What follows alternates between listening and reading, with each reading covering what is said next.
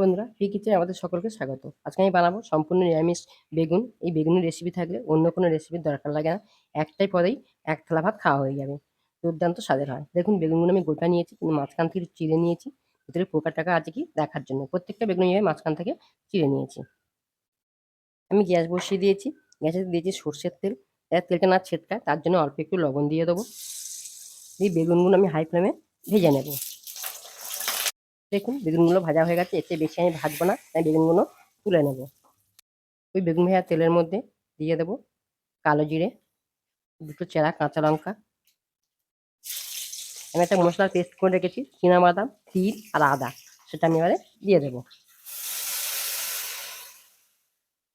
এবার দেবো হলুদ গুঁড়ো, ঝালের জন্য লঙ্কার গুঁড়ো। আমি শুকনো লঙ্কার গুঁড়ো ব্যবহার করছি, আপনারা চাইলে কাঁচা লঙ্কাও পেস্ট করে ব্যবহার করতে পারবেন।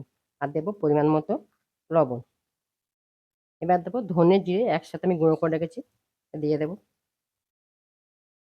এবার দেবো টমেটোর গুঁড়ো। আমি এখানে গুঁড়ো টমেটো ব্যবহার করেছি, আপনারা টমেটো পেস্ট করে ব্যবহার করতেও পারবেন। দেখুন মশলাটা আমার খুব সুন্দরভাবে কষানো হয়ে গেছে এবং মশলার তেল ছেড়ে দিয়েছে। এবার আমি এখানে দিয়ে দেবো মিক্সির বাটটা ধুয়ে পরিমাণ মতো জল।